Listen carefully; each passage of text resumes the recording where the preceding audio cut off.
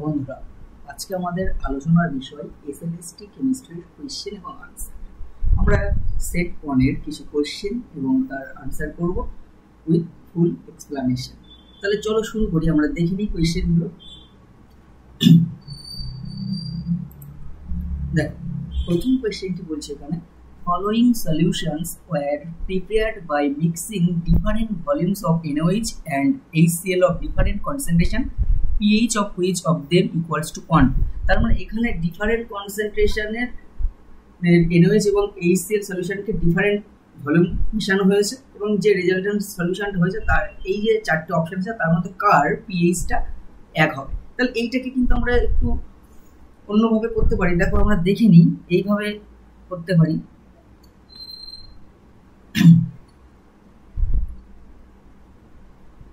দেখো, pH equals to বলেছে resultant যে সলিউশন হবে তার pH হচ্ছে 1। তাহলে আমরা কি লিখতে পারি? Minus log 10 base concentration of H plus ion that is equals to 1। তাহলে concentration of H plus ion এখান থেকে আমরা কি লিখতে পারি?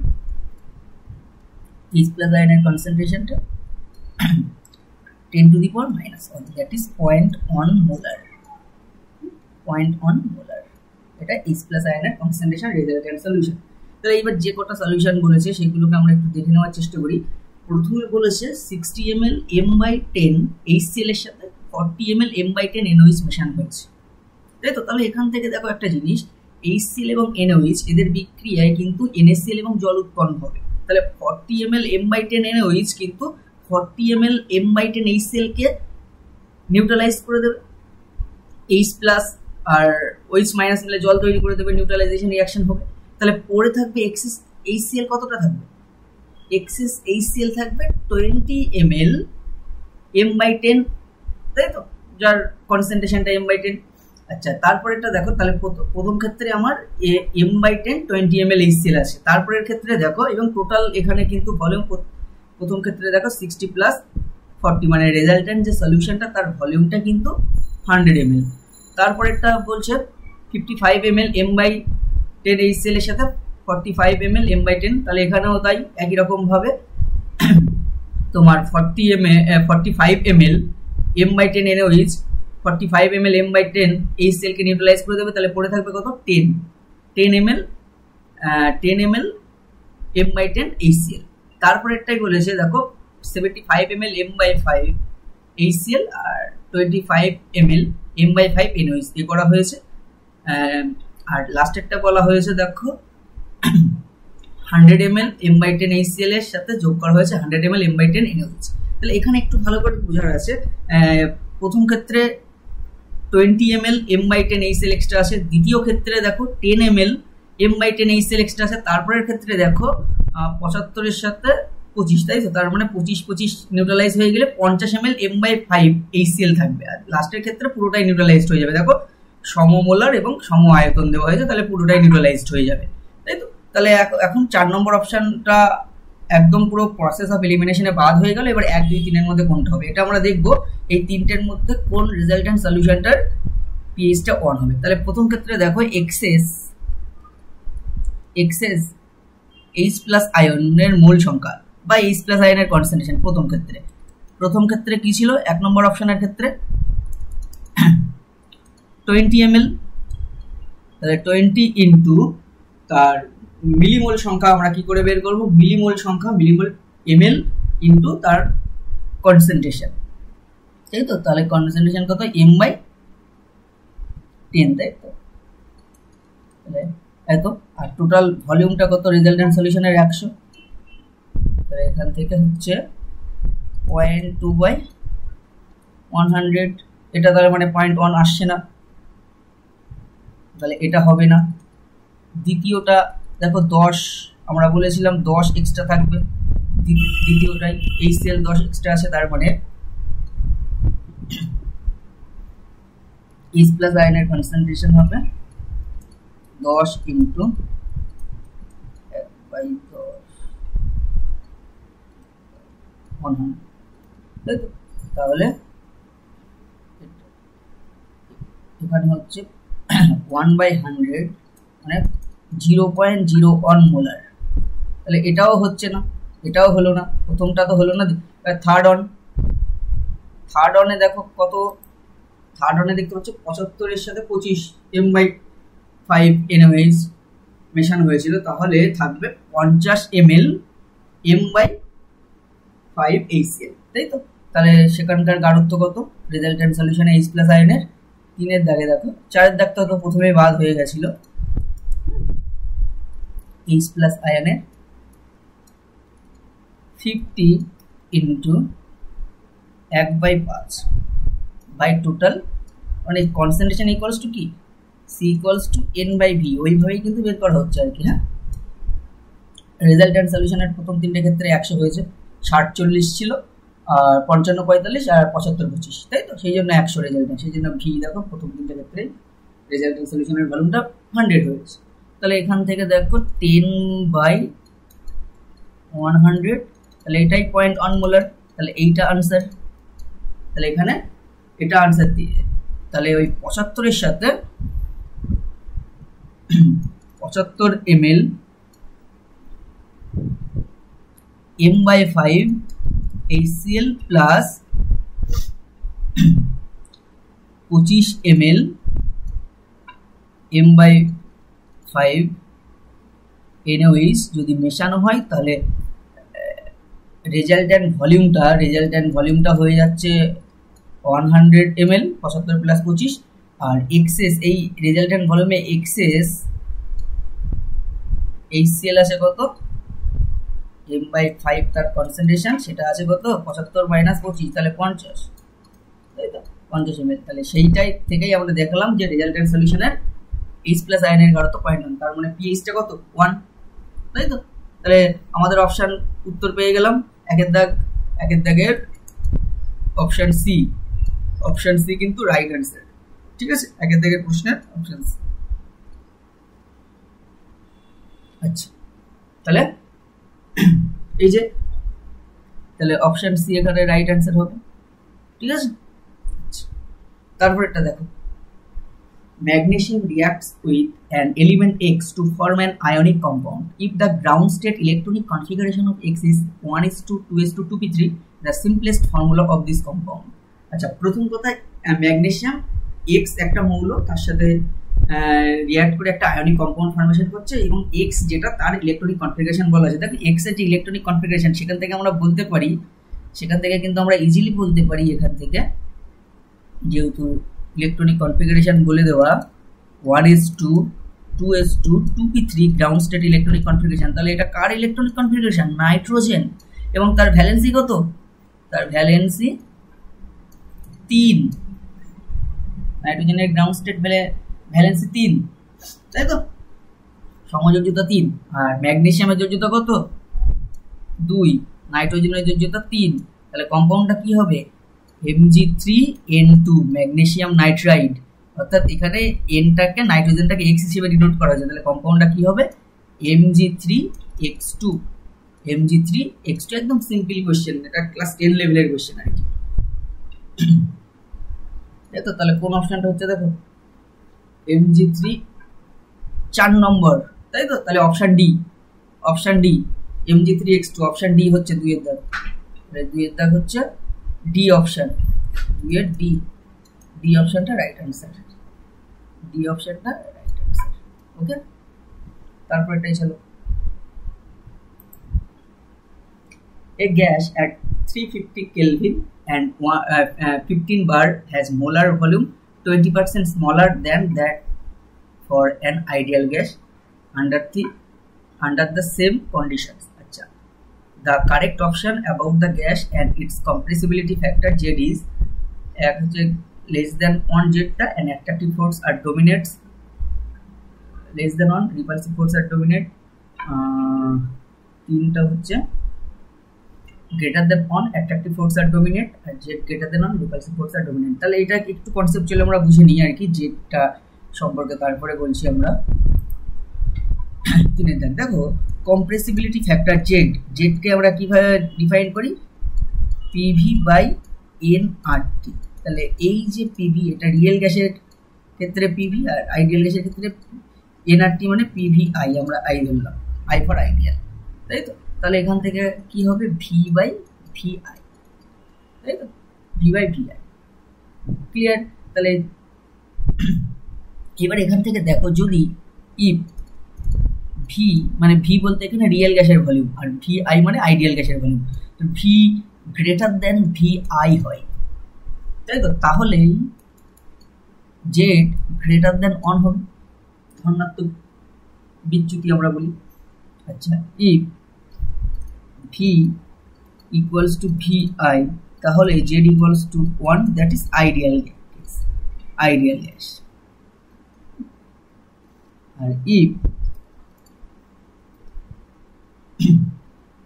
V less than V I, then Z less than one হবে। তাহলে গ্রেটার দেন অন জেড আর লেস দেন অন, এটা হচ্ছে রিয়েল গ্যাসের কেস, ঠিক আছে? একটা হচ্ছে আইডিয়াল আচরণ থেকে ধনাত্মক বিচ্যুতি, একটা ঋণাত্মক বিচ্যুতি। তাহলে গ্রেটার দেন অন হলে ধনাত্মক বিচ্যুতি, লেস দেন অন হলে ঋণাত্মক বিচ্যুতি।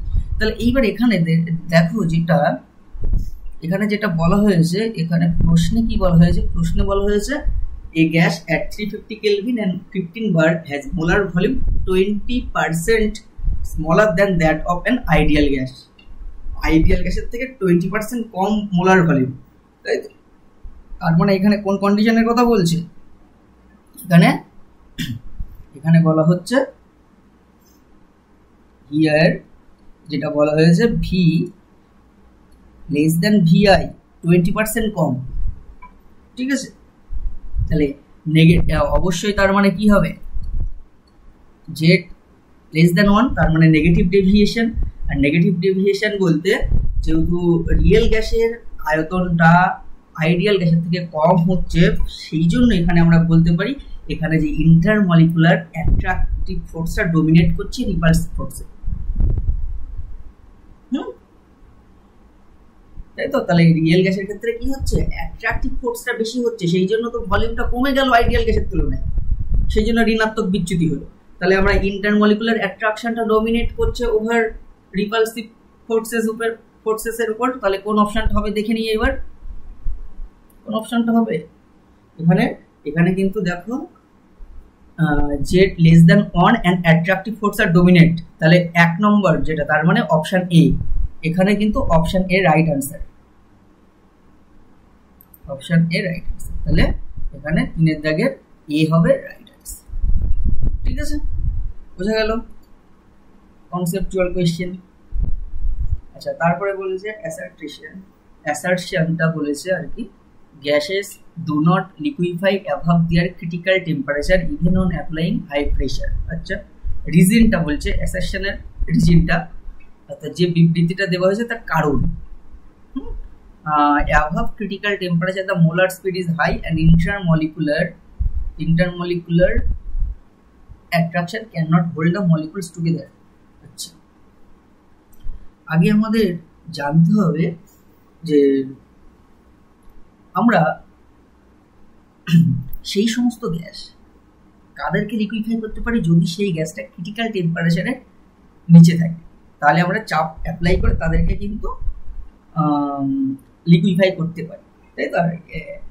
আর যদি আমরা কোনো গ্যাস কিন্তু সংকট উষ্ণতার উপরে থাকে, ক্রিটিক্যাল টেম্পারেচারের উপরে থাকে, তা আমরা যতই চাপ দিই না কেন সেটা কিন্তু লিকুইফাই হবে না। কারণ কি, সংকট উষ্ণতার উপরে যদি গ্যাস থাকে, যেহেতু আমরা জানি কাইনেটিক এনার্জিটা টেম্পারেচারের সাথে প্রপোর্শনাল, তাই তো? তাহলে টেম্পারেচার বেশি হয়ে গেলে কি হবে, অর্থাৎ সংকট উষ্ণতার উপরে যদি গ্যাস থাকে আর কি, তাহলে কাইনেটিক এনার্জিতে এত বেশি হয়ে যাবে, তাদের যে স্পিডটা সেটাও বেড়ে যাবে, কারণ CRMS = √3r2/m তোমরা জানো। তাহলে সেটা যদি বেড়ে যায়, তাহলে মলিকুল কিন্তু একে অপরের সঙ্গে ইন্টারমলিকুলার ফোর্সের মাধ্যমে একত্রিত হবে না আর কি, সেই জন্য। তাহলে এখানে দেখো, এখানে যে কোয়েশ্চেনটা একটা মিস্টেক আছে, সেখানে এই যে অ্যাসারশনটা আছে আর রিজনটা আছে, এর রেসপেক্টে কয়েকটা অপশন থাকবে, 1 2 3 4 দেখতে পাচ্ছ যে অপশনগুলো দেওয়া এ বি সি তে 1 2 3, 1 ফর হবে বোথ দ্য এ আর আর, মানে অ্যাসারশন এবং রিজন দুটোই কারেক্ট, ঠিক আছে? এইগুলো একটু ইনক্লুড করে নেবে এখানে। এরকম টাইপের থাকে। এখন সেমিস্টার সিস্টেমে এরকম টাইপের কোয়েশ্চেন ঢুকিয়েছে। তার মানে আমরা অ্যাসারশনকে যদি এ বলি আর রিজনটাকে যদি আর বলি, তাহলে এ আর আর উভয়ই সঠিক, বোথ আর ট্রু। তারপরে দুইয়ে থাকবে এটা দুটোই ভুল, কিংবা এটা একটা, আর তিনে থাকবে এ ঠিক আর ভুল, আর 4 অপশানে থাকবে যেটা এখানে মিসিং কোয়েশ্চেনে। 4 অপশানে কি থাকবে? 4 অপশানে থাকবে যে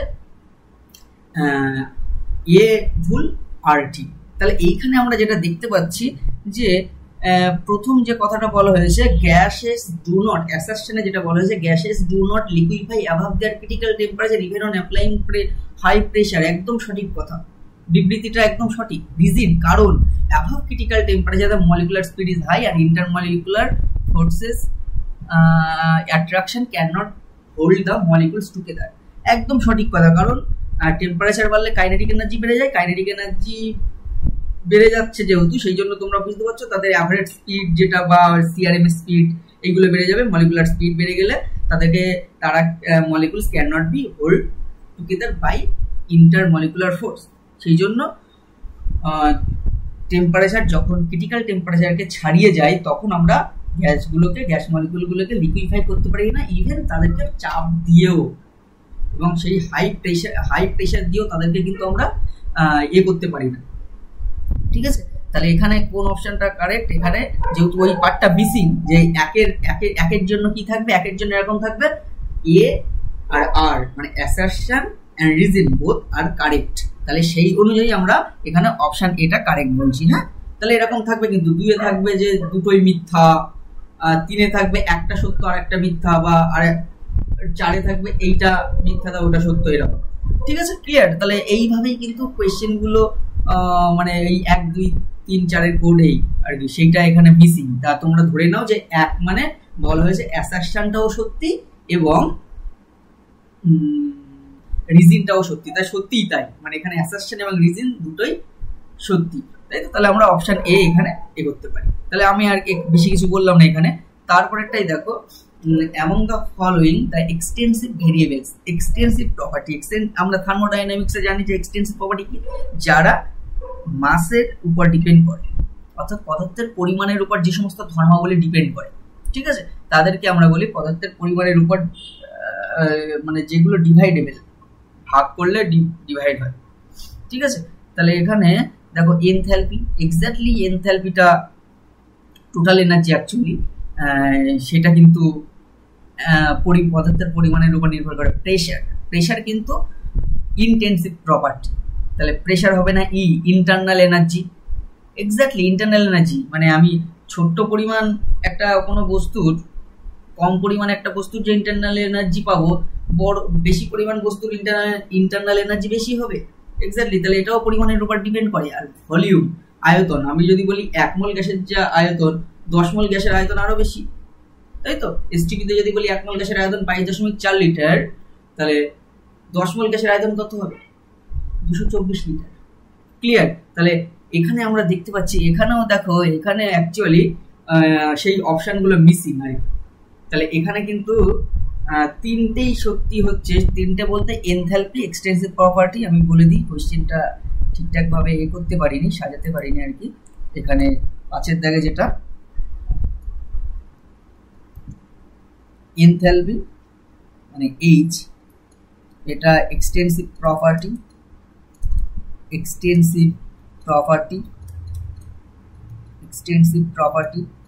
আচ্ছা।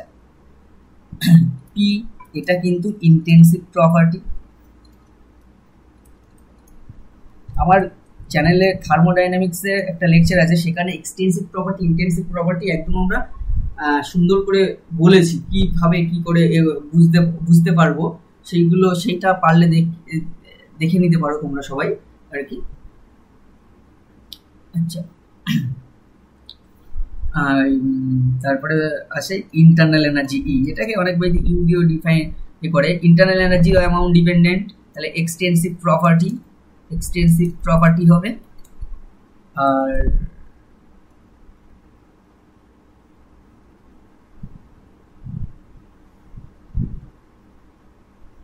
আর একটা ছিল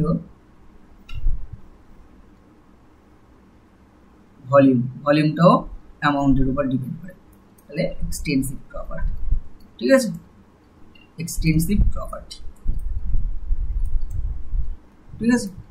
তাহলে এখানে অপশান এতে যদি এই এইচ কে যদি অপশান মানে এখানে এটাও ঠিক মানে সেইভাবে জানি না এখানে অপশানটা এরা প্রশ্নটা এটা এখানে যেভাবে দিয়েছে ও চার্ট দিয়েছে তাই তো। তারপরে এখানে 1 3 আর 4 1 3 4 মানে এ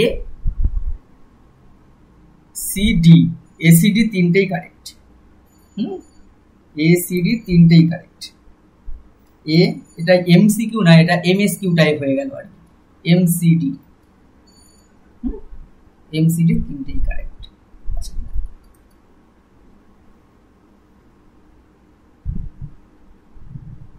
আচ্ছা পরের কোয়েশ্চেনটি দেখে নিই। During the reversible adiabatic process, the pressure of gas is found to be proportional to the cube of its absolute temperature. The ratio of Cp by Cv for the gas is. আচ্ছা এখানে দেখো আগে আমাদের জেনে নিতে হবে যে 6 এর দাগ এটা for adiabatic রিভার্সিবল প্রসেস। এই অ্যাডিয়াবেটিক রিভার্সিবল প্রসেসের ক্ষেত্রে কি হয়? অ্যাডিয়াবেটিক রিভার্সিবল প্রসেসের ক্ষেত্রে মনে রাখবে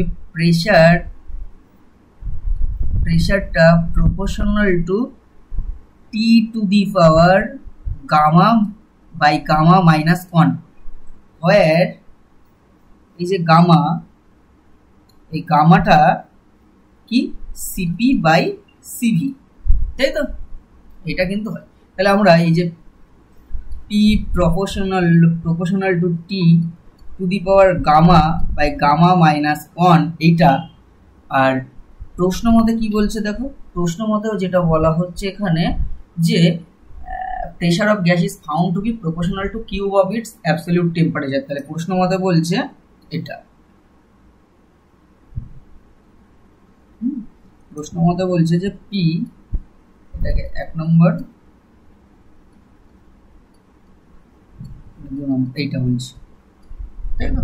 তাহলে 1 আর 2 নম্বর থেকে আমরা কি একটা সম্পর্ক বের করতে পারি দেখো, gamma by gamma minus 1 that is equals to 3, তাই তো। তাহলে গামা এখান থেকে আমরা বলতে পারি gamma equals to 3 gamma minus 3, তাই তো। তাহলে এখান থেকে বলতে পারি 2 গামা ইকুয়ালস টু 3, তাহলে gamma equals to 3/2, gamma equals to কি হবে 3/2 হবে, গামা ইকুয়ালস টু 3/2 হবে, ঠিক আছে। তাহলে গামা ইকুয়ালস টু 3/2। তাহলে এবার দেখো কোন অপশনটা, দেখো অপশন এ, অপশন এটা কারেক্ট, 3/2 আছে অপশন এতে, তাহলে অপশন এটা কিন্তু কারেক্ট।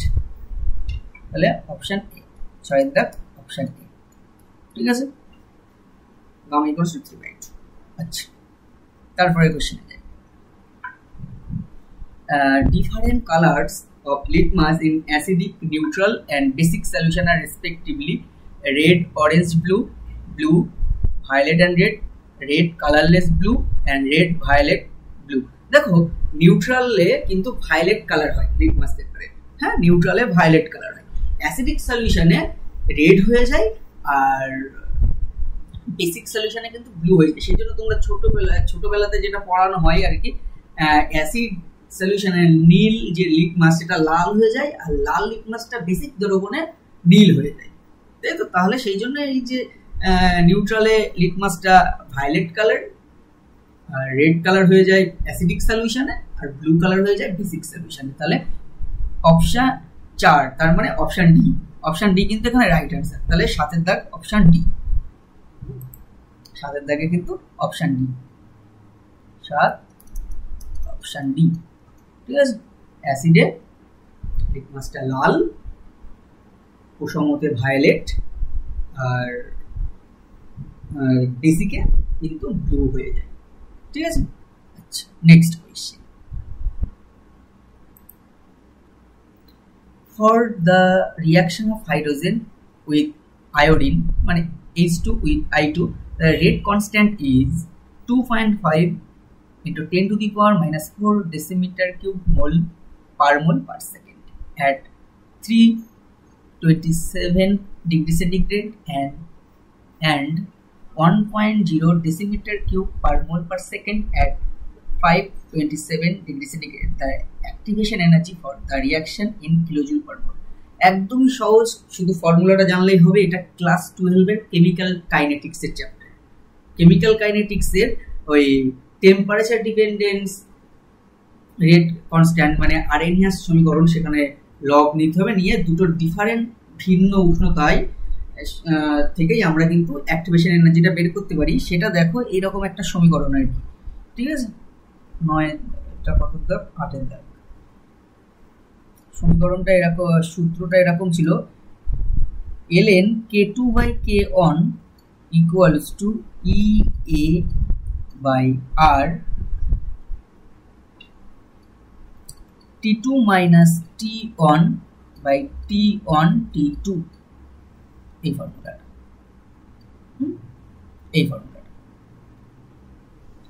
ফর্মুলাটা আচ্ছা, এই ফর্মুলাটাকে মাথায় রাখতে হবে, যেখানে ই এটা কিন্তু অ্যাক্টিভেশন এনার্জি। তাহলে এখানে কি করতে হবে দেখো, K1 কি বলেছে, K1 যেটা বলা হয়েছে, K1 বলেছে যে 2.5 into 10 to the power minus 4, 2.5 into 10 to the power minus 4 decimeter cube per mole per second। আচ্ছা, T1 কি দেওয়া আছে 327 দেখলাম, 327 ডিগ্রি সেন্টিগ্রেড মানে 273 যোগ করো, মানে 73 করলে 400, 600 কেলভিন। আচ্ছা, K1টা কি বলা হয়েছে, K1টা বলেছে 1 ডেসিমিটার কিউব পার মোল পার সেকেন্ড আর 527। আচ্ছা,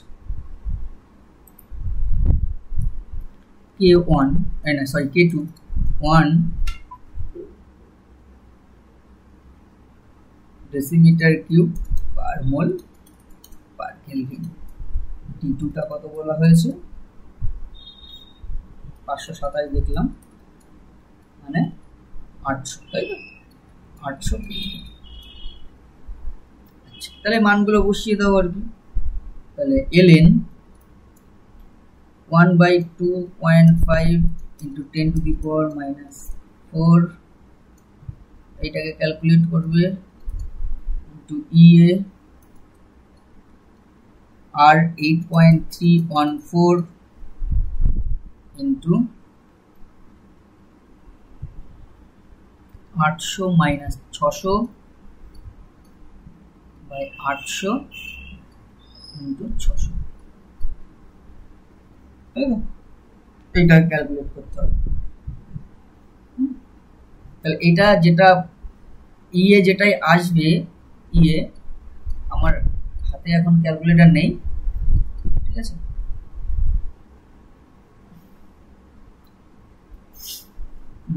সেখানে আমরা এখানে ইয়ে যেটাই পাবো আর কি, যেটাই আসবে সেটা জুল পার মোলে আসবে, তাই তো। তাকে 1000 দিয়ে ভাগ করে দেবে, 1000 দিয়ে ভাগ করলে এটা যদি এক্স হয়, আমি সাপোজ ধরে নিলাম এক্স আসবে ক্যালকুলেশন করে, এটাকে ক্যালকুলেশন করলে এই সমীকরণটাকে এক্স আসবে, তাহলে ইয়ে যেটা কিলোজুলে হবে সেটা এক্স বাই 1000 কিলোজুল পার মোল। তাহলে করে নেবে, এটা একটু নিজেরা করে নেবে হোম টাস্ক, হ্যাঁ, একদম সহজ, আমি প্রসেস বলে দিলাম, ঠিক আছে।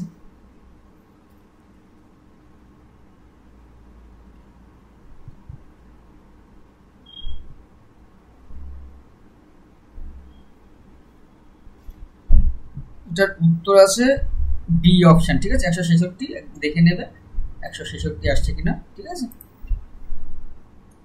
এটা ক্যালকুলেট করলে দেখে নেবে যে 166 কিলোজুল পার মোল আসছে,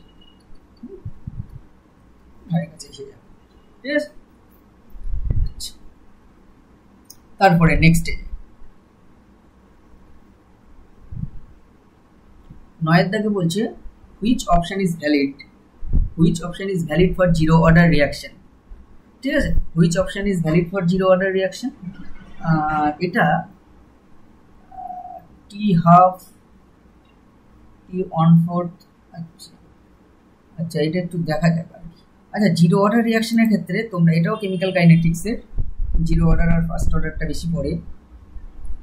ফর জিরো অর্ডার রিয়াকশন, ঠিক আছে, মনে রাখবে half life period T half equals to কি হয়, a/2k হয়। এখানে এটা ইনিশিয়াল কনসেন্ট্রেশন আর এটা রেট কনস্ট্যান্ট, ঠিক আছে, এটা হয়, তাই তো। তাহলে টি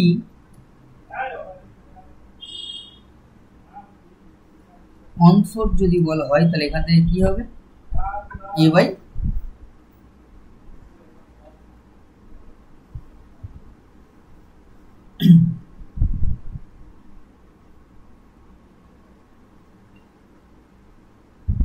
ফোর কে হবে, তাই তো। তাহলে মেনলি এইটার যেখান থেকে হয়েছে সেটা হচ্ছে এই জায়গা থেকে x ইকুয়ালস টু kt। আমি বলে দিই, when x equals to a/2, তখন t ইকুয়ালস টু কি হয়, t হাফ, তাই তো। সেই জন্য সেখান থেকে আমরা এইটা পেয়েছি, এই জায়গাটা পেয়েছি t হাফের মান। তাহলে একই রকম ভাবে t on4 ইকুয়ালস টু কি পাবো, x ইকুয়ালস টু a/4 হবে, তখন t equals to t on4 হবে, তাই তো। তাহলে সেটা বসালে কি হবে দেখো, এই সমীকরণে, ঠিক আছে।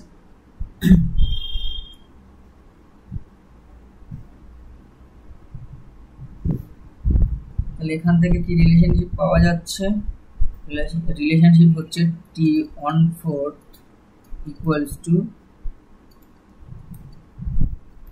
2k, তার মানে হাফ t হাফ, তাই তো। এবার দেখো এখানে কোনটা অপশানে আছে,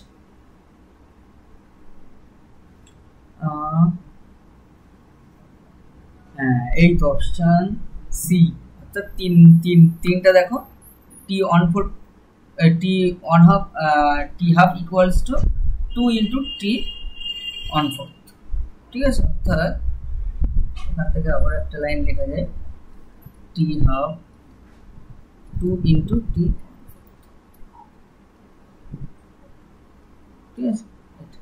তাহলে এটা অপশান সি হলো, দেখলাম যেটা, তাই তো। তাহলে এটা কত দাগ, 9 দাগ ছিল, 9 দাগের অপশান সি রাইট আনসার, ঠিক আছে। তারপরে চলো 10 দাগ, which of the following is correct order of packing efficiency. HCP মানে হেক্সাগোনাল ক্লোজ প্যাকিং, FCC মানে face centre close packing, BCC মানে বডি সেন্টার, SCC মানে সিম্পল কিউবিক। আচ্ছা, তাহলে আমরা একটু লিখি, এখানে লিখে দিই, তারপরে দেখি কি বলতে চাইছে। 10 দাগ এটা, তাই না। হেক্সাগোনাল ক্লোজ প্যাকিং এ কিন্তু প্যাকিং ফ্র্যাকশনটা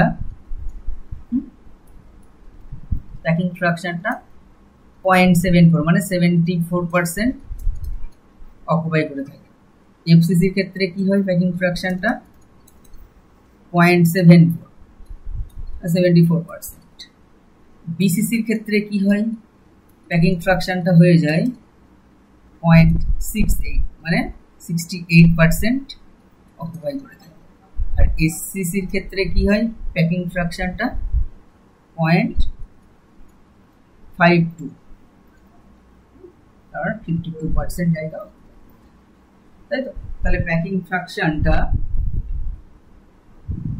যে ক্রোম বলতে বলেছে নাকি,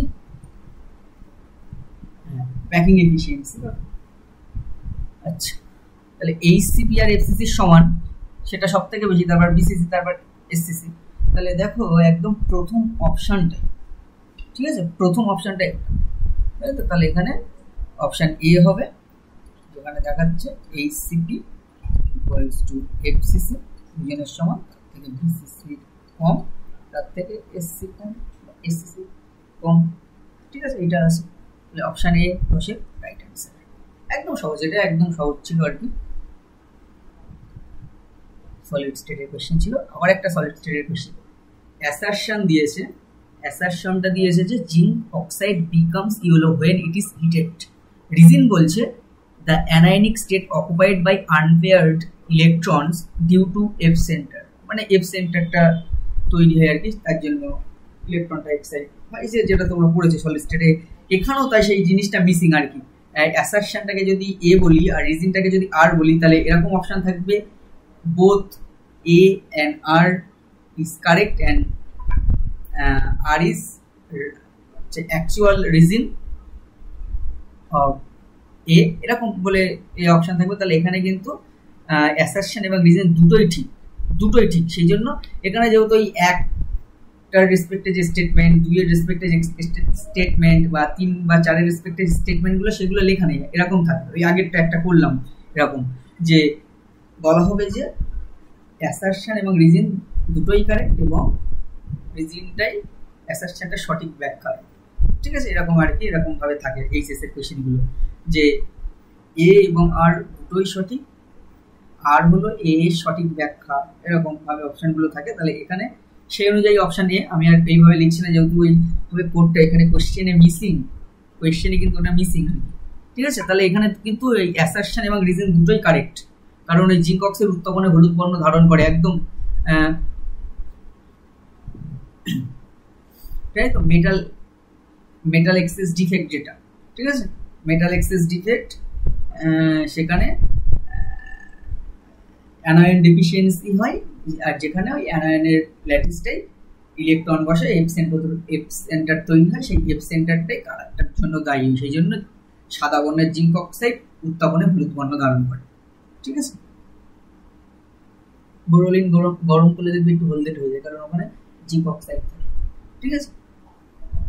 আচ্ছা, তারপরে when 9.65 ampere current was passed for 1 hour into nitrobenzene in acidic medium, the amount of para-aminophenol produced. আচ্ছা, এইটা কিন্তু ইলেকট্রোকেমিস্ট্রির খুব ইম্পর্টেন্ট, মানে ফ্যারাডেস সূত্রাবলী যেগুলো আছে, Faraday's electrolysis, law of electrolysis, Faraday's law of ইলেকট্রোলিসিসের থেকে কোয়েশ্চেন। তা চলো আগে দেখে নিই কিভাবে করবো আর কি এই কোয়েশ্চেনগুলো। এটা কত, 12 দাগ, 12 দাগ। দেখো বলা হয়েছে নাইট্রোবেনজিন,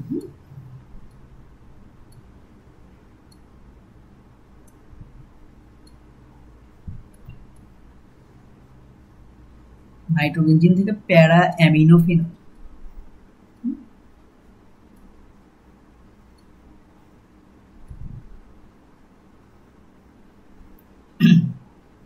প্যারা অ্যামিনোফেনল, এইটা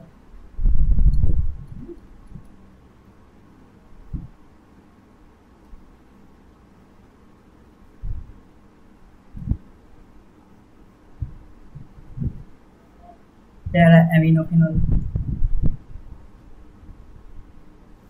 এখানে যেটা এর সংকেতটা হবে, এর সংকেতটা হলো C6H5NO2, নাইট্রোবেনজিন, আর এর সংকেতটা কি হবে, C6H4 আর 3 মানে 7 H7, আচ্ছা,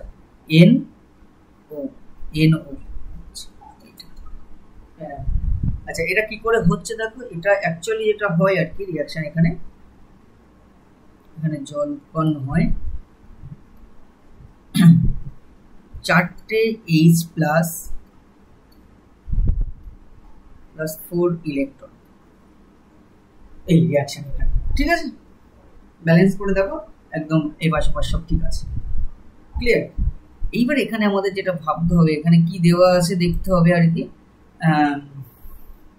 দেওয়া আছে যেটা কত অ্যাম্পিয়ার তড়িৎ দেওয়া হচ্ছে 1 ঘন্টা ধরে, 9.65 অ্যাম্পিয়ার তড়িৎ দেওয়া হয়েছে। তাহলে Q ইকুয়ালস টু আইটি, ওই ফর্মুলাতে Q ইকুয়ালস টু আইটি, এই দেখ I ইকুয়ালস টু 9.65 অ্যাম্পিয়ার, টিটাকে সেকেন্ডে কনভার্ট করতে হবে, 1 আওয়ার মানে 3600 সেকেন্ড, ঠিক আছে। তাহলে এইটাকে গুণ করলাম, এটা কুলম্বে হবে, অ্যাম্পিয়ার ইনটু সেকেন্ড মানে কুলম্ব, তাই তো। তাহলে আমরা গুণ করলে, আমি ধরে আমার ফোনটা বের করে ক্যালকুলেটটা করেই দিই, সার্কিটটা লগ ফাংশন ছিল বলে আমি করলাম না আর কি, তোমাদের কাজ দিয়েছিলাম, এটা করতেই পারবো। 9.65 ইন্টু 3400, 3407, 34,740 কুলম্ব, ঠিক আছে। আচ্ছা, এবার দেখো এখানে তৈরি হচ্ছে এটা C6H7NO, তাই তো, এটা প্যারা অ্যামিনোফেনল তৈরি হচ্ছে।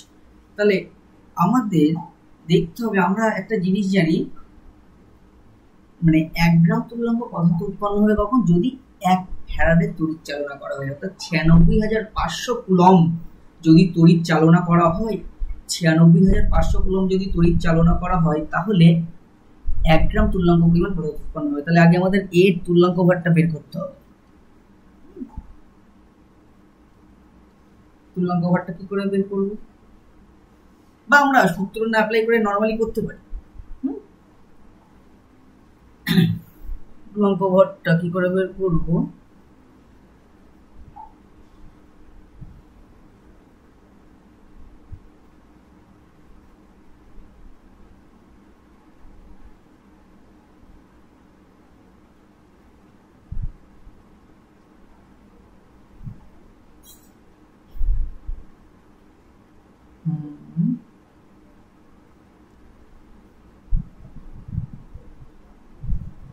এখানে যেটা 12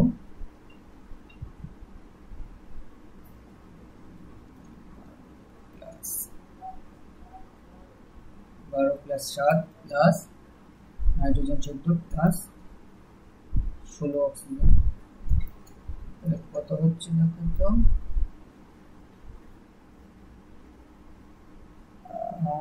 130 109, তাই তো। তাহলে আমরা বলতে পারি, দেখো এখানে এই 109 গ্রামটা কখন উৎপন্ন হবে, যখন 4 মোল ইলেকট্রন, 4 মোল ইলেকট্রনের আধান কত আমরা জানি, E = F/Na, তাই তো। তাহলে 4 মোল ইলেকট্রনের আধান, 4 মোল ইলেকট্রনের আধান হবে 4 ফ্যারাডে, মানে 4 × 96,500 কুলম্ব। তাহলে 4 × 96,500 কুলম্ব তড়িৎ দিলে 109 গ্রাম উৎপন্ন হয়, তাই তো। আমরা এইভাবে ছোট্ট করে বলছি, 4 × 96,500 কুলম্ব যদি আমরা তড়িৎ দিই, তাহলে কতটা প্যারা অ্যামিনোফেনল উৎপন্ন হবে, 109 গ্রাম, 109 গ্রাম, 1 গ্রাম তুল্যাঙ্ক। তাহলে এখান থেকে আমরা দিচ্ছি কত, অ্যাকচুয়ালি দেওয়া হচ্ছে 34,740, তাহলে 34,740 কুলম্ব দিলে কতটা হবে, 109 × 34,740 বাই 4 × 96,500 দাঁড়াবে। এটা একটু আমি ক্যালকুলেটরে ক্যালকুলেট করে দিই, এটা 34,740 × 109 ভাগ 4 × 96,500, 9.81 আসছে, 9.81 গ্রাম, 9.81 গ্রাম, ঠিক আছে। তাহলে 9.81 গ্রাম হবে উত্তর। তাহলে কতটা প্যারা অ্যামিনোফেনল উৎপন্ন হবে, এই যে অ্যামাউন্ট অফ প্যারা অ্যামিনোফেনল প্রডিউস, সেটা হচ্ছে 9.81। তাহলে অপশন বি কিন্তু রাইট অ্যান্সার। এগুলো এবার, বা এই জিনিসগুলো আর এক রকম ভাবে করতে পারো আর কি, সেটা এই সূত্রটা দিয়ে করতে পারো, সেই ফ্যারাডের সূত্রের যে কম্বিনেশন ফর্মটা আর কি, W =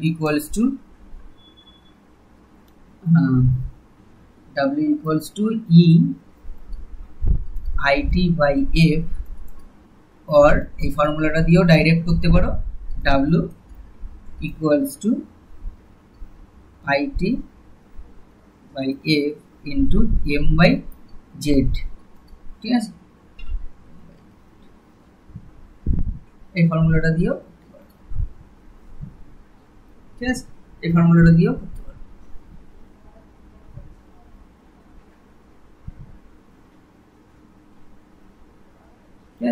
এই ফর্মুলাটা দিয়েও ডাইরেক্টলি তোমরা করতে পারো। আমি ওই নিয়মেই করে দিলাম, অসুবিধা নেই, একই কনসেপচুয়াল জিনিস ব্যাপার স্যাপার। আচ্ছা, তাহলে 9 পয়েন্ট, তার মানে অপশান কত আসলো? অপশান দেখলাম, অপশান বি দেখলাম, তাই তো নাকি? হ্যাঁ, অপশান বি। তাহলে অপশান 12 দাগ, অপশান বি রাইট অ্যান্সার। ঠিক আছে,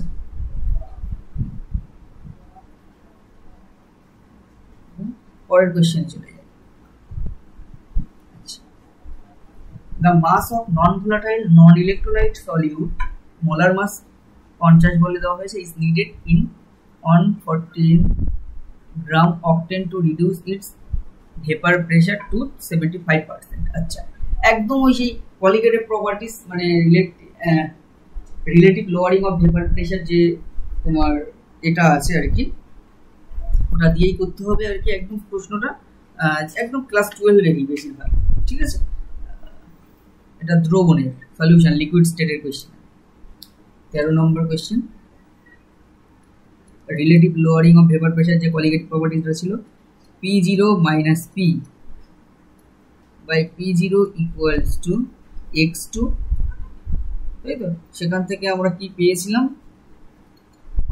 N2 by N1 plus, সেখান থেকে আরো ডিটেলসে বলা যায় P0 minus P by P0 equals to W2 by M2 by W1 by M1 plus W2 by M2। তাই তো, এখানে যেটা বের করতে হবে, এখানে বের করতে হবে কি বলেছে দেখে নিই প্রশ্ন। এখানে বের করতে বলেছে যে mass of non volatile solute, solute যেটা, তার মানে W2টা বের করতে হবে, W2টা বের করতে হবে, W2টা বের করতে হবে, W2টা বের করতে হবে। কি কি দেওয়া আছে? দেওয়া আছে দেখতে পাচ্ছ তোমরা, অক্টেন মানে সলভেন্টের ভর দেওয়া আছে, সলিউটের মলিকুলার ওয়েট দেওয়া আছে, আর রিডিউস 75% রিডিউসড হবে। 75% রিডিউসড যদি হয়,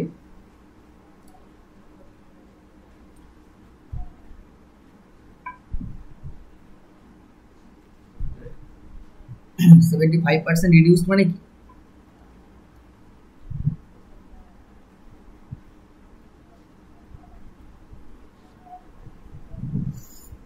আমি যদি ধরি P0টা 1, তাহলে 75% যদি রিডিউসড হয়, তাহলে Pটা কত হবে? P0টা যদি 1 হয়, তাহলে Pটা কি হবে? 75% রিডিউসড মানে 2.5, তাই তো? তাহলে মানে এইটা হবে P0 মাইনাস P, এটা হবে 0.75, তাই তো? বাই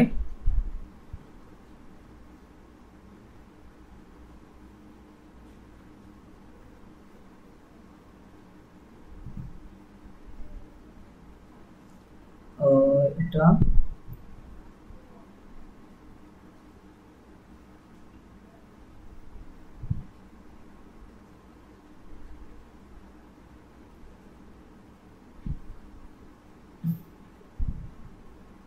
বাই 1, তাই তো?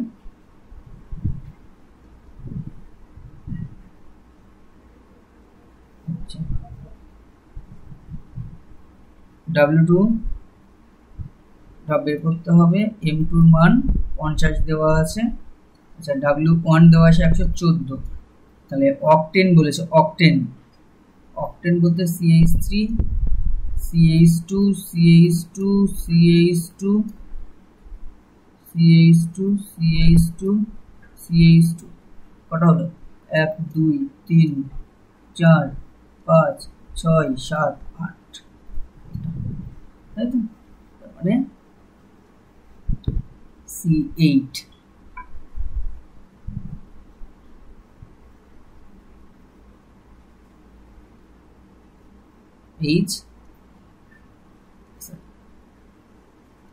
C8 H18, তাই তো? তাহলে M কত হবে?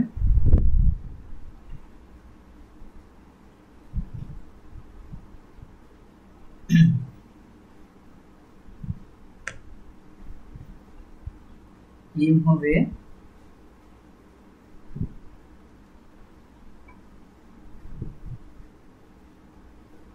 96 প্লাস 18, সেটাও 114 প্লাস W2/50, তাহলে এটা কিরকম দাঁড়ালো 0.75 by W2/50 by 1 plus W2/50, তাই তো? তাহলে এটা হবে 0.75 plus W2 into 0.75 by 50 plus W2 by 50.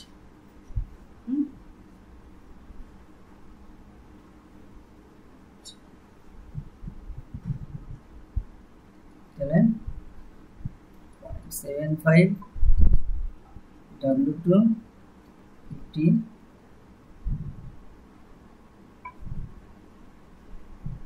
1 minus point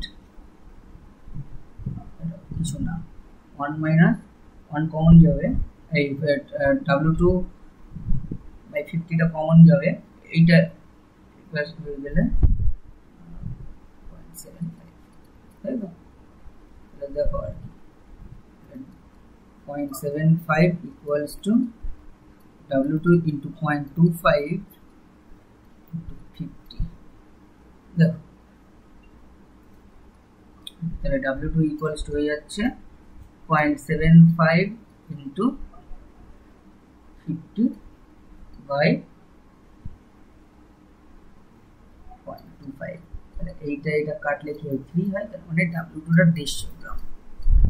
এটা মুখে হয়ে যাচ্ছে, ক্যালকুলেশনটা সহজ আছে, ঠিক আছে? তাহলে 150 গ্রাম, W equal to 150 গ্রাম হলো। তাহলে দেখো 150 গ্রামটা কোথায় আছে, 150 গ্রামটা আছে 1 নম্বর অপশনে, অর্থাৎ 13 দাগ অপশন এ। 13 দাগের উত্তর কি হবে, অপশন এ। 13 দাগের উত্তর হবে option A.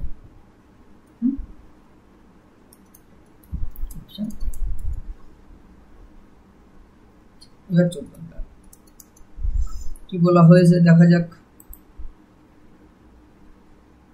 The concentration of a MgSO4 solution having the same ionic strength as that of 0.1 molar Na2SO4 solution is. The concentration of MgSO4 solution having the same ionic strength as that of 0.1 molar Na2SO4 solution, মানে MgSO4 সলিউশনের কনসেন্ট্রেশনটা বের করতে হবে যার ionic স্ট্রেংথটা 0.1 molar Na2S দ্রবণের ionic স্ট্রেংথের সঙ্গে সমান। তাহলে দেখা যাক ওই MgSO4 এর সলিউশন এটা, তাহলে তার আগে জানতে হবে যে আয়নিক স্ট্রেংথ এটা বের করার ফর্মুলাটা কি। এটা একদম সিম্পল একটা ফর্মুলা আছে, সেটা হলো আমরা সবাই জানি, যে যারা অনার্সে পড়েছে, এটা হয়তো ক্লাস 12 এ একটু অনার্সে আছে, এটা ছিল আর কি ইলেকট্রোকেমিস্ট্রিতে। I equals to half summation CI ZI square, যেখানে সিটা হচ্ছে কনসেন্ট্রেশন ইন মোলালিটি আর জেডটা হচ্ছে চার্জ। তাহলে দেখো আর কি, যদি Na2SO4 এর বিয়োজনটা দেখি, তাহলে Na2SO4 টা কিভাবে বিয়োজিত হবে, Na2SO4 টা এইভাবে বিয়োজিত হবে 2Na প্লাস SO4 2 মাইনাস, তাই তো? SO4 2 মাইনাস, তাহলে এর আয়নিক স্ট্রেংথটা কি হবে, যেহেতু এখানে সিটা 0.1 মোলার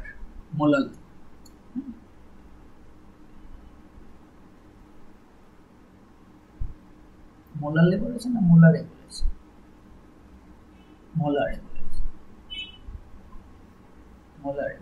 ক্যাপিটাল এ। আচ্ছা, তাহলে দেখো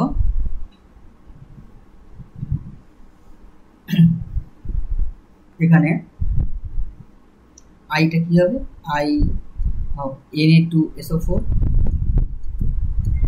ইকুয়ালস টু হবে half C point one into সোডিয়ামের চার্জ,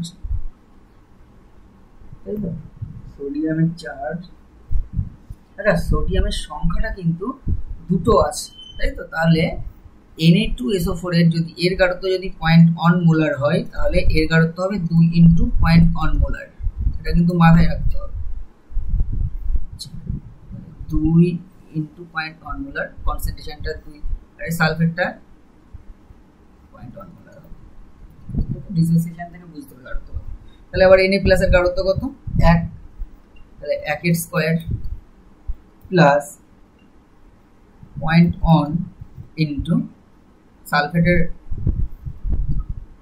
মড ভ্যালুটা নেবে কিন্তু জেডের, হ্যাঁ কিন্তু মানটা, তাহলে এইটার থেকে আমরা যেটা দেখতে পাচ্ছি হাফ 0.1টা যদি বেরিয়ে যায় 2 প্লাস 4, তার মানে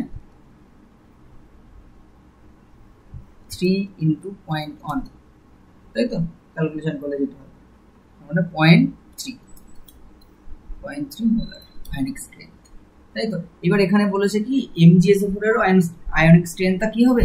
0.3 হবে, তাই তো। তাহলে MgSO4টার ভাঙানোটা দেখে নিই। MgSO4টা কিভাবে ডিসোসিয়েট করে? Mg2 প্লাস SO4 2 মাইনাস, তাহলে আমি যদি এর কনসেন্ট্রেশনটা x ধরে নিই তাহলে এটা কত হবে? x মোলার, এটাও x মোলার, তাই তো। তাহলে আয়নিক স্ট্রেংথটা যেহেতু এর সাথে সমান তাহলে 0.3 equals to half of x into 2 তার স্কয়ার প্লাস x ইন্টু 2 তার স্কয়ার, তাই তো।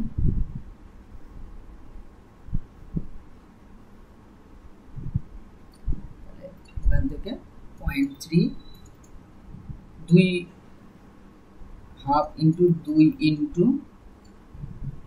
4x হবে 2 স্কয়ার, মানে তাহলে 2 2 কেটে গেল, দেখো 2 2 কেটে গেল, বুঝতে পারলে তো, কারণ এইটা 2 ইন্টু x ইন্টু 2 স্কয়ার এইটা হবে, তাহলে সেটা মানে কি হাফ ইন্টু 2 ইন্টু 4x, তাই তো। এই টোটালটা দেখো একদম সিম্পল,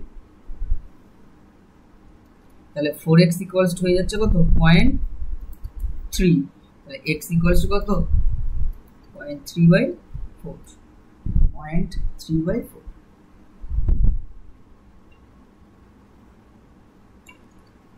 দেখো অপশনে কি আছে? x ইকুয়ালস টু আসলো 0.3/4, 0.3/4টা অপশনে আছে কিনা দেখো।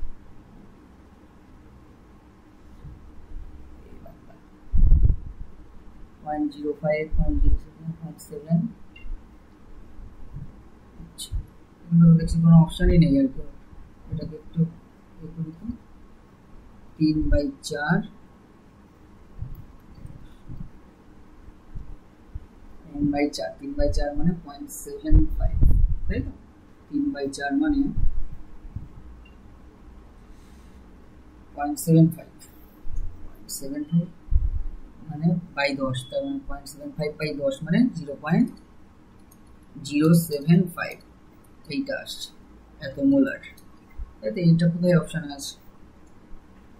আচ্ছা এটা দেখো অপশনে এক্স্যাক্টলি নেই, এটা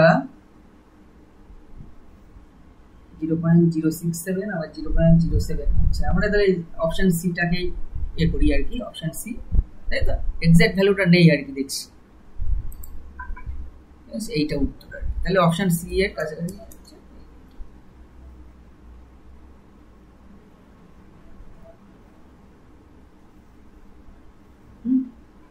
অপশন সি। আচ্ছা পরেরটা দেখা যাক।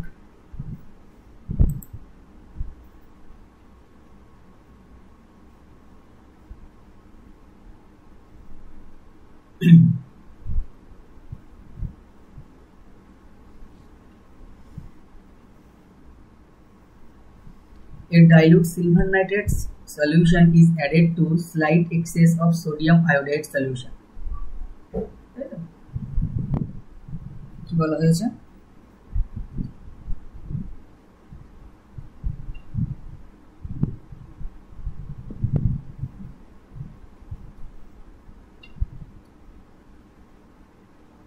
পনেরো দাব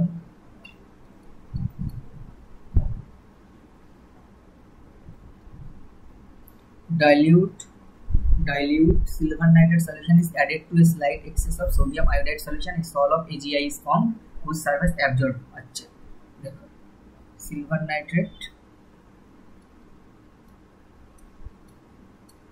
plus NaI excess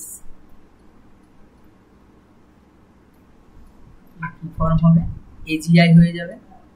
এখানে AgNO3 লিমিটিং এজেন্ট, তাহলে যতগুলো Ag প্লাস পাবে সেই অনুযায়ী AgI সল্ট তৈরি হয়ে গেল, এটা সল্ট। আর এখন মিডিয়ামে এক্সেস আয়ন কি আছে, Na প্লাস আর I মাইনাস আছে, তাহলে এখানে যেটা কমনটা কিন্তু তার সারফেসে অ্যাডজর্ব হয়, তাহলে কমনটা যদি অ্যাডজর্ব হয় তাহলে AgI তার সারফেসে I মাইনাস কে অ্যাডজর্ব করবে, I মাইনাস কে অ্যাডজর্ব করবে, I মাইনাস কে অ্যাডজর্ব করবে, তাই তো? এটা কোলয়েডের কোশ্চেন আর কি, সারফেস কেমিস্ট্রি।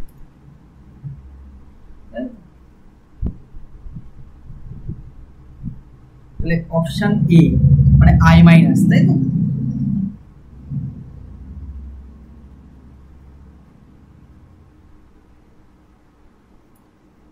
তাহলে I মাইনাস অপশন এ। আচ্ছা তারপর একটা চলো,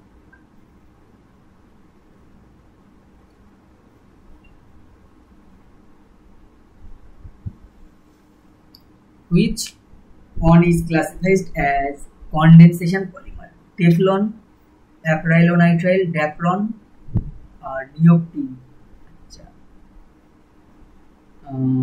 কনডেনসেশন পলিমার মানে আর তৈরি হবে যখন তার কোনো কিছু একটা কনডেন্স মানে জল টল কিছু বেরোবে আর কি। এটা হচ্ছে ড্যাক্রন মানে পলিএস্টার যে সেটা হচ্ছে ড্যাক্রন, মানে এর আর একটা নাম আছে কিন্তু টেরিলিন, ঠিক আছে? এটা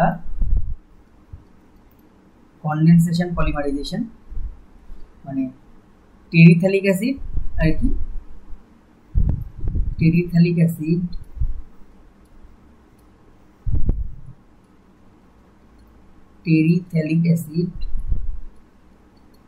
আর ইথিলিন গ্লাইকল,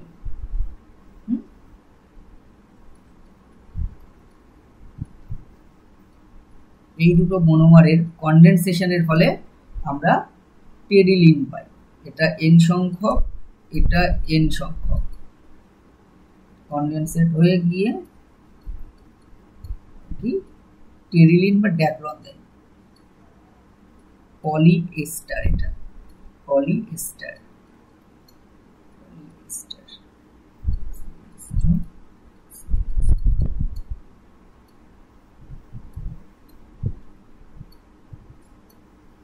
এটার নাম টেরিলিন और ড্যাক্রন।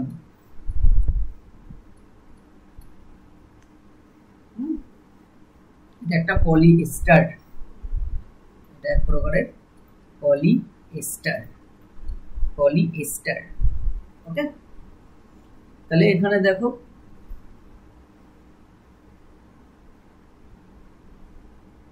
কনডেনসেশন রিঅ্যাকশন হচ্ছে জল বেরিয়ে যায় আর কি, পাশাপাশি দুটো মলিকিউল থেকে, তাহলে আলটিমেটলি ড্যাক্রনটা উত্তর হবে option C is the right answer. 16, তাই তো? The concentration of fluoride, lead, nitrate and iron in a water sample from underground lake was found to be 1000 ppb, 4 ppb, 100 ppm and 0.2 ppm respectively. This water is unsuitable for drinking due to high concentration. আচ্ছা এই জলটা পানযোগ্য নয় কোনটার বেশি কনসেন্ট্রেশনের জন্য? দেখো fluoride আছে 1000 ppb parts per billion, মানে অনেক কম, পার বিলিয়নে 1000 আছে এরকম ব্যাপার। আচ্ছা আর তারপরে পার বিলিয়নের 40 আছে, সেটা হচ্ছে লেড। আর নাইট্রেট আছে 100 ppm পার্টস পার মিলিয়ন, মানে একটু বেশি। এবার দেখো দুটো ppm এ আছে, সেটা হচ্ছে আয়রন আর নাইট্রেট। আয়রনের পরিমাণটা 0.2 ppm আর এটা আছে 100 ppm। প্রথম কথা, পিপিবিটা অনেক ছোট, 100 টাইমস 1000 টাইমস ছোট, ঠিক আছে। পিপিবিটা 1000 টাইম ছোট দেন ppm। তাহলে পিপিবি প্রথমে বাদ চলে গেল, ওটা কম কনসেন্ট্রেশন আর কি। পিপিবি মানে বেশি কনসেন্ট্রেশন বলতে বোঝানো হচ্ছে ppm এখানে। এবার ppm এর মধ্যে দেখো একটা 100 ppm আর একটা 0.2 ppm, তাহলে 100 ppm এক্স্যাক্টলি বেশি, তাই তো। তাহলে এখানে কোনটা হবে? কনসেন্ট্রেশন অফ নাইট্রেটটা 100 ppm, তাহলে নাইট্রেটের কনসেন্ট্রেশনটা বেশি, তাহলে কি হবে? সেটা 3। তার মানে option C is the right answer here. Option C, 17 দাগ অপশন সি, ঠিক আছে, নাইট্রেট হবে। আচ্ছা, তারপরেরটা দেখো 18 দাগ 4D 5F আর 5F আর 6P। আচ্ছা, 4D এদের 4D 5F 5P 5F and 6P orbitals are arranged in the order of decreasing energy. The correct option is, আচ্ছা, 4D 5F 5P আর 6P। আচ্ছা, এটা একদম n+l রুলটাকে মাথায় রাখবে, আউটবাউ প্রিন্সিপাল, ঠিক আছে। এটা 18 দাগ, তাই তো, 18। n+l প্রিন্সিপাল কোয়ান্টাম নাম্বার আর অ্যাজিমুথাল কোয়ান্টাম নাম্বারের মান যত বেশি হবে, এনার্জি তত বেশি হবে। যদি এরকম হয়, ইফ n+l দুজনের সমান হয়ে যায়, সেম হয়ে যায়, তখন n এর মান যত বেশি হবে, এনার্জি তত বেশি হয়ে যাবে, ঠিক আছে, বোঝা গেল। তাহলে কি কি আছে আমরা দেখলাম, 4D আছে, 5P 5F আর 5P। চলো 4D, আগে 4Dটা দেখি। 4Dর ক্ষেত্রে n+l কত? n+l, আচ্ছা, এইটা একটু মনে রাখবে, l = 0 1 2 3 S P D F, 3 মানে F, ঠিক আছে। আচ্ছা, D মানে l এর মান 2, তাই তো, আর l এর মান 4, এখানে 4 + 2 মানে 6। আচ্ছা, আরেকটা ছিল এরপরে 5P 5P মানে n+l এর মান, 5P মানে n+l এর মান হবে 5 + 1 মানে 6। আচ্ছা, 5F n+l হবে 5 + 3, F মানে l এর মান 3, তার মানে 8। আর একটা ছিল 6P, তাই তো, 6P ছিল, তাই তো মনে হচ্ছে 6P, হ্যাঁ 6P। n+l এর মান কি? 6 + 1 মানে 7। তাহলে এনার্জি অর্ডার আমরা এখানে বুঝে গেলাম। এনার্জি অর্ডার দেখো, 8 হচ্ছে 5F এর সব থেকে বেশি, তারপরে 6P, তারপরে 4D না 5P। তাহলে higher the n value, higher will be the, তাই তো। তাহলে এখানে higher will be the energy, higher n value কার? P, তাহলে 5P তারপরে 4D, তাহলে এনার্জি অর্ডার হয়ে গেল। আমরা ছোট থেকে বড়তে যদি সাজাই, 4D থেকে 5P, 6P, 5F, এটা এনার্জি অর্ডার। কোন অপশনে আছে দেখো, একদম সহজ কোশ্চেন। সব থেকে বেশি 5F এর সব থেকে বেশি, তারপর 6P, তারপর 5P, তারপর 4D। অপশন 3 মানে সি, অপশন সি টা রাইট আনসার, ঠিক আছে, অপশন সি টা রাইট আনসার। তারপরে চলো, the radius of second Bohr orbit for hydrogen atom is. আচ্ছা, একদম সূত্র দিয়ে হয়ে যাবে,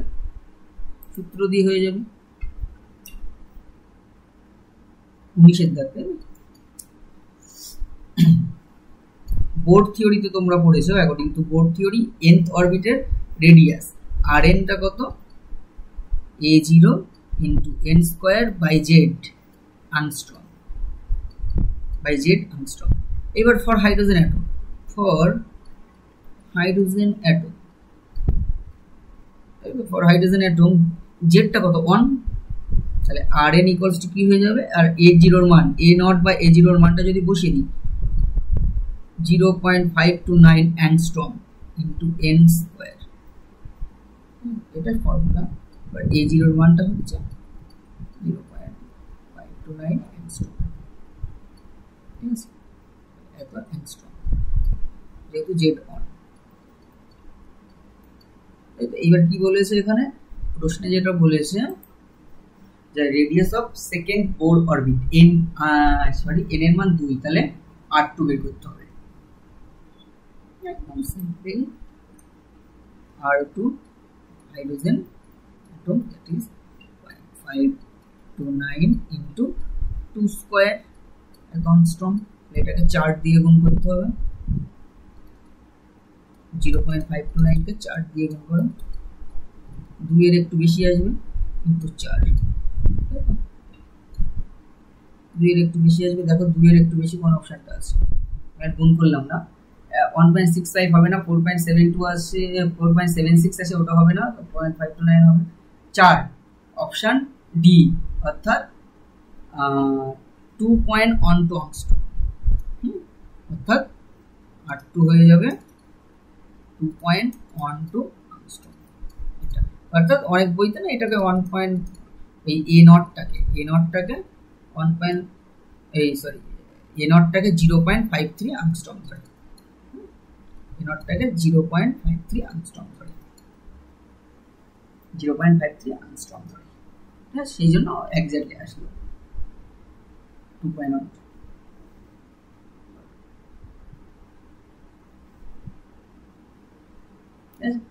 একদম সহজ ছিল। এর পরেরটা 20 দাগটা দেখা যাক কি হবে। লাস্ট আজকে এই পর্যন্ত এটা করে লাস্ট করাবো, তারপরে আবার অন্যদিন এই বাকি কোশ্চেনগুলো করাবো, ঠিক আছে, 20টা করে পার ডে, তাই অনেকক্ষণ টাইম হয়ে যাচ্ছে, লেন্দি হয়ে যাচ্ছে ভিডিও, অনেক অধৈর্য হয়ে পড়বে হয়তো, কিন্তু দেখবে একটু সুবিধা হবে, কারণ আমি একটু এক্সপ্লেন করে বলছি, এক্সপ্লেন করা বলার পরে তোমরা যদি থিওরিটা বাড়িতে বই দেখে পড়ো, জাস্ট 11-12 এর বই, যারা 9-10 স্কুলে দেবে 11-12 এর বইটাকে ভালো করে পড়তে হবে, আর গ্রাজুয়েশনের বইটাকে ভালো করে পড়তে হবে যদি 11-12 স্কেলে হয়, ঠিক আছে। The nucleus 19 copper 64 accept an orbital electron to yield। আচ্ছা, এখানে কিন্তু অনেকে মিসকনসেপ্টে ভুল করে ফেলে, সহজ জিনিস হলেও কপার 29 64, মানে এক্স যদি একটা অ্যাটম হয়, এটা হচ্ছে জেড পরমাণু ক্রমাঙ্ক বা পারমাণবিক সংখ্যা এটাই। আচ্ছা, পরমাণুর ক্ষেত্রে এই যে নিচে লেখা থাকে এটা কিন্তু ইলেকট্রন সংখ্যা না, এটা কিন্তু অ্যাকচুয়ালি প্রোটন সংখ্যা বা পারমাণবিক সংখ্যা বা পরমাণু ক্রমাঙ্ক। যেহেতু পরমাণু যতগুলো ইলেকট্রন ততগুলো প্রোটন, সেই জন্য এইটাকে ইলেকট্রন সংখ্যা বলে। কিন্তু এইবার যে প্রশ্নটা দিয়েছে এখানে একটা ইলেকট্রন গ্রহণ করে, তাই তো, তাহলে অনেকে ভাববে যে 29টা 30 হয়ে যাবে, এরকম কিন্তু না, একটা ইলেকট্রন গ্রহণ করলে বলে এরকমটা না, কারণ অ্যাকচুয়ালি এটার কনসেপ্টটা এরকম যে আয়নের ক্ষেত্রে কিন্তু আয়ন কি করে হয়, ইলেকট্রন ত্যাগ করে বা গ্রহণ করে, তাহলে তখন কিন্তু প্রোটন সংখ্যা চেঞ্জ হয় না, চেঞ্জ হয় কিন্তু ইলেকট্রন সংখ্যা, তাই তো। তাহলে এটা কিন্তু অ্যাটমের ক্ষেত্রে বা আয়নের ক্ষেত্রে এটাকে অ্যাকচুয়ালি পরমাণু ক্রমাঙ্ক বলে, কিন্তু যদি আমরা অ্যাটম বলি তাহলে অ্যাটমের ক্ষেত্রে এই পরমাণু ক্রমাঙ্কটাই পারমাণবিক সংখ্যা, এটাই আবার ইলেকট্রন সংখ্যা, কারণ পরমাণু নিস্তরী, ঠিক আছে। তাহলে কনসেপচুয়ালি যদি করতে হয়, তাহলে এখানে ইলেকট্রন যখন অ্যাড করবো, তাহলে ইলেকট্রনের আধান কত,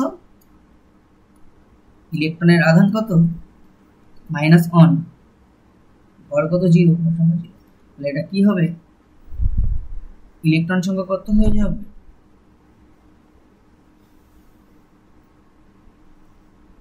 আধান, মানে তাহলে যে নিউক্লিয়াসটা তৈরি হবে ইলেকট্রনটা গ্রহণ করার ফলে একটা নতুন, সেটা কিন্তু 28 কে হয় নিকেল, এটা কিন্তু মাথায় রাখতে হবে। ইলেকট্রনের একটা সিম্বল, আর ইলেকট্রন গ্রহণ করলো তাই ইলেকট্রন সংখ্যা 30 হয়ে যাবে, এরকম, ঠিক আছে।